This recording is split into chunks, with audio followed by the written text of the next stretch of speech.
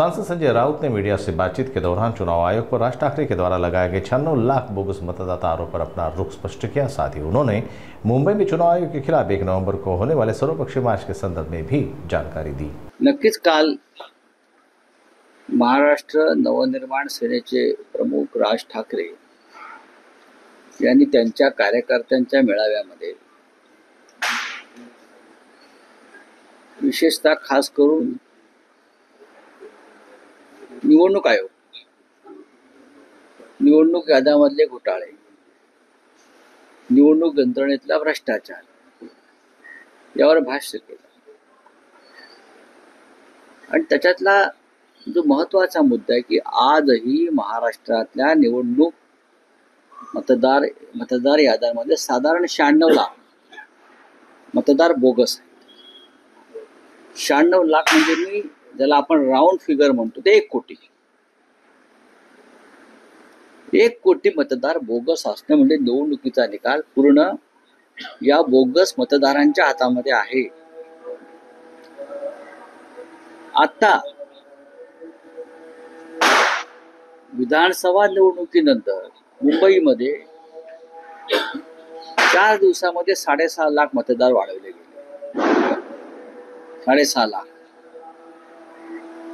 हा काय प्रकार आहे? कुठून येतात?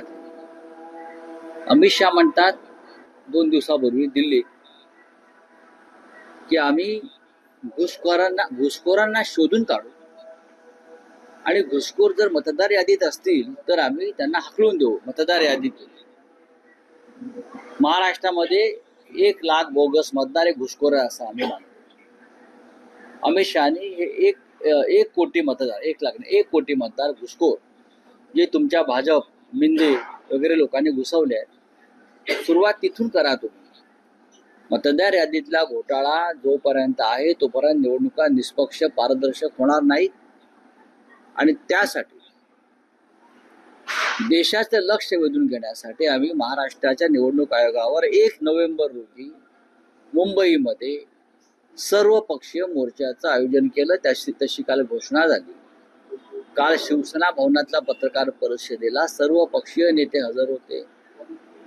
महाराष्ट्र नवनिर्माण सेनेचे सर्व नेते हजर होते, काँग्रेसचे नेते होते, राष्ट्रवादी काँग्रेसचे जयंतराव पाटील होते आणि आता हळूहळू त्या संदर्भात पावलं पडतील। पण रावसाहेब, हा 96 लाख आकडा आलाय कुठून? महाविकास आघाडी किंवा राज ठाकरे यांनी मिळून तुम्ही काही सर्वे केलाय का? कारण महायुतीचे नेते असे म्हणतायत की जर हे 96 लाख बोगस मतदार आहेत तर पुरावे द्या निवडणूक आयोगाकडे, निवडणूक आयोग कार्यवाही करेल। तर हा 96 लाख आकडा आलाय। निवडणूक आयोग कार्यवाही करेल हे कोणत्या वर्षावर हे तुम्ही युती फुतीचे चुतीचे लोक म्हणतायत काय?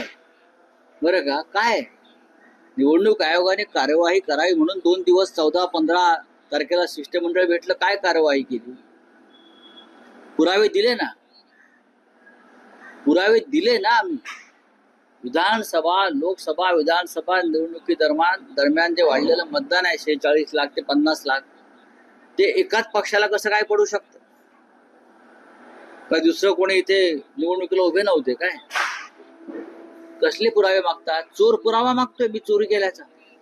ज्या चोराला रंगेहात पकडलेला आहे लोकसभा, विधानसभा आणि इतर सगळ्या निवडणुकीत, तो चोरच पुरावा मागतोय। आणि चोर पुरावा कोणाकडून मागतोय? सांगा ना तुम्ही। हे चोर आहे, त्यांनी चोऱ्या केलेल्या आहेत, त्याच्यामुळे आमचा प्रश्न निवडणूक आयोगाला आहे। भारतीय जनता पक्षाला उत्तर द्यायचं कारण नाही।